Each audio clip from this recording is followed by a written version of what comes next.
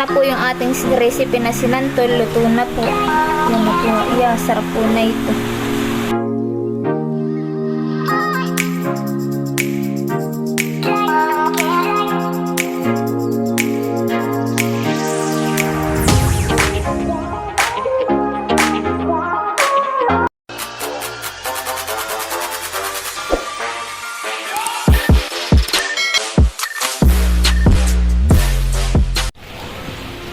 Hi guys! Welcome po sa aking YouTube channel. Ngayon nga po pala ay magluluto po si Janjan ng sinantol. Pang-ulam po namin ngayong tanghalian. Maraming salamat po pala sa mga patuloy po na sumusuporta po sa aking mga vlogs, sa aking po mga bagong subscribers, student viewers, at sa aking po mga sponsor. Maraming pong salamat sa inyo, sa aking mga taga-suporta. Thank you po. God bless po. Ngayon nga po pala ay meron pong bagyong Christine. Kaya ganito po dito, tag-ulan po dito po sa amin. Madilim po ang kapaligiran. Yung langit ho. Pati po yung saging ay ho, tumba dun sa may kuryente. Doon po sa may kapitbahay po namin. Lakas naman po ng hangin ngayon. 3 araw na po na may bagyo. Dito po sa amin ay signal number 2. Yan guys. Ito yung ating lulutuin. Narito pa po sa may garapon. Kinuha po ni Janjan doon po sa may kanila sa Anibong. Ito po si Janjan. Brown out po ngayon dito sa amin. Ito daw po yung panlalahok po niya. Ano nga din ito? Tulingan? Yellow pin han eh. Yan daw po yung yellow pin na ginanga po ang kanyang ilalahok. Saka po itong may taba-taba po ng baboy. Kakarning kaunti. Yan na po. Ano pa yan? Aba, saka po pala meron po siyang panlawak na kaunting hipon po. Yung bagay yung mga swahe. Swahe po ang panlalahok po ni Janjan. Saka ayan na rin po yung ating gataa. Dito na po. Pinakaid po ni Janjan at marami-rami daw po ay. Ito po yung sugpo na maliliit. Swahe nga, hindi sugpo, hipon. Swahe, yan eh. Yan po. Si Janjan po magluluto at si Janjan po ay masarap po magluto ng sinantol.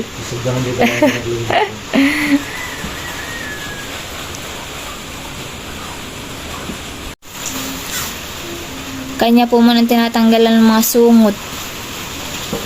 Mga hipon.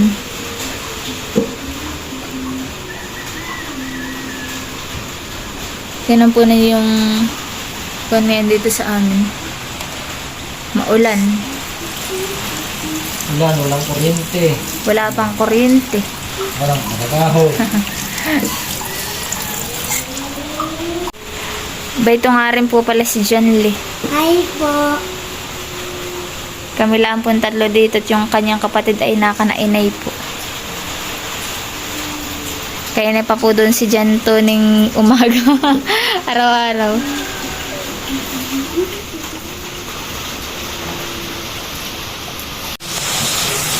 Ito pong taba po ng baboy ang bumunan, tinutugnas.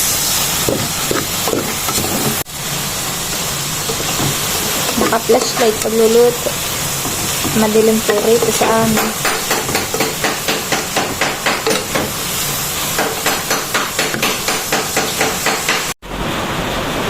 Nahimay na rin po pala ni Janjan tong ating yelupin na ginanga. Yan po. Ito na nga po pala yung mga gagamitin po nating mga rekado niya. Meron po tayo dito ng tanglad, ito pong salay, saka po itong Boston, luya, sibuyas, saka po bawang at saka po itong siling green. Yan na po. Yan po ang ating pang re-rekado. Kailangan po munang pitpitin ayan para po lumas. Para po magkatas. Saka po itatali.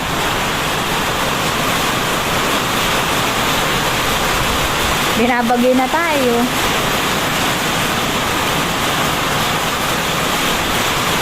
Sa balat daw ang lasa. Maghihilis na rin po tayo ng ricado.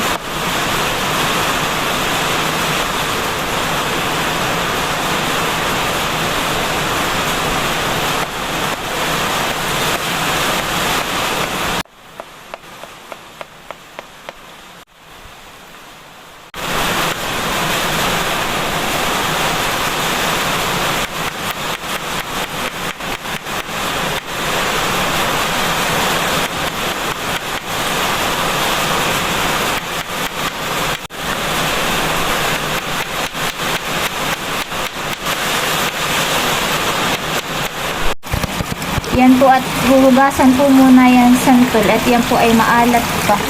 Maasim. Saka po maasim. Kailangan po ay kahit 3 hugas po yan. 3 piga. May tasa. Marula din damit na rin.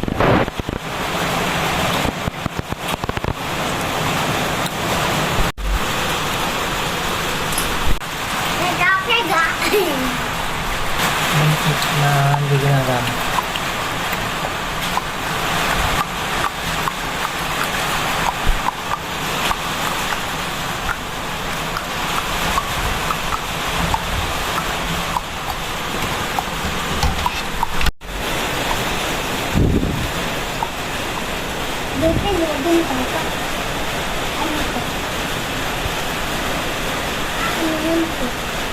Tumitig ah.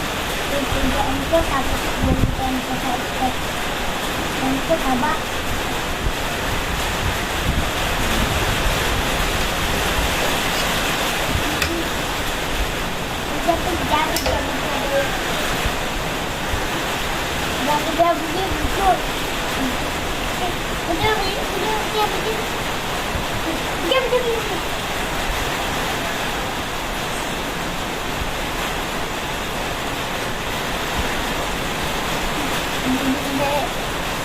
Ito na po pala yung nahugasan po ni Janjan na santol. Atin na pong lalagyan ng ricado.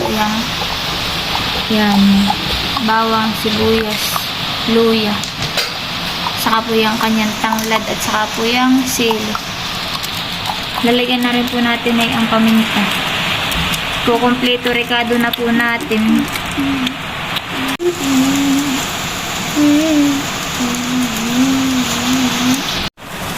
Yan po't nabuhusan na rin po na yung malabnaw po na gata. Yan po ang paunang pampakulo.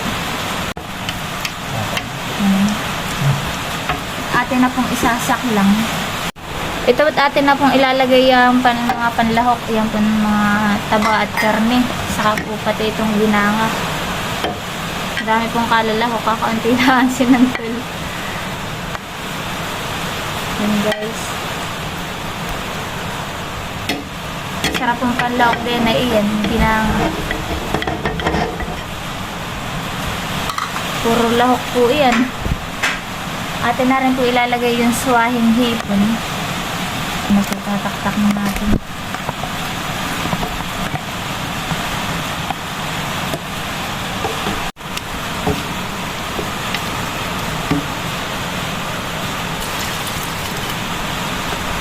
Yan po't nilagyan din po natin ng Ajinomoto. Ajinomoto. Puro lahok po naman siya. Yan po't nakasaklang na. Atin na pong bubuhayin. Yan. Atin na pong tatakpan. Yan po at iga na po itong ating sinaklang na sinantol.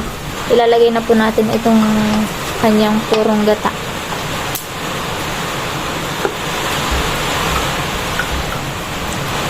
Yan.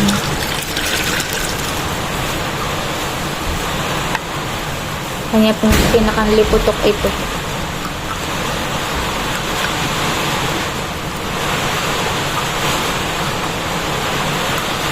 Ito po hindi na po natin tatakpan. Hayaan lang po natin maiga. hanggang sa maluto po siya.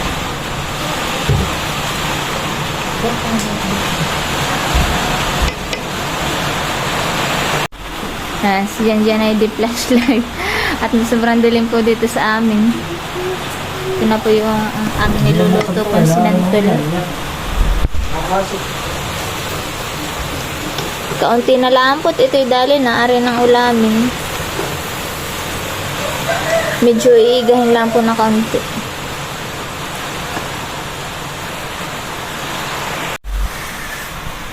Ito na po yung ating recipe na sinantol. Luto na po. Yan na po. Yeah, sarap po na ito. Kami po ay kakain na. Yan guys. Kain na po tayo. Ito na po ang aming ulam. Ito po si Johnny. Kami po ay kakain na. Kain po tayo guys. Na po yung magpapa. At nakakain na. Kaya na anak. Ben. Gusto daw na yan ng taba. Kain na po tayo. Maulan po dito sa amin.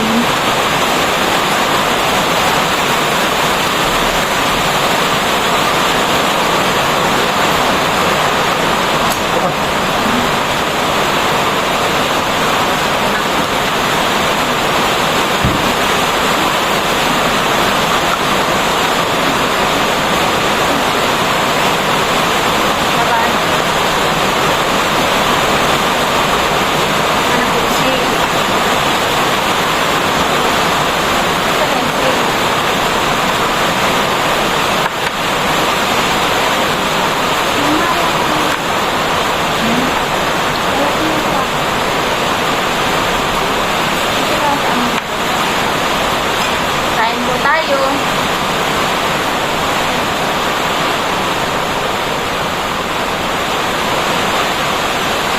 Sarap po. Bakit matahan? Nahan. Bakit matahan? Hindi naman. Matahan.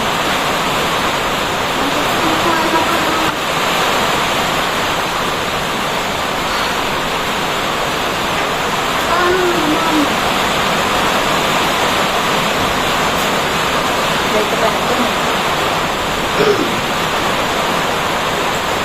Kain tayo ng kanin, ha?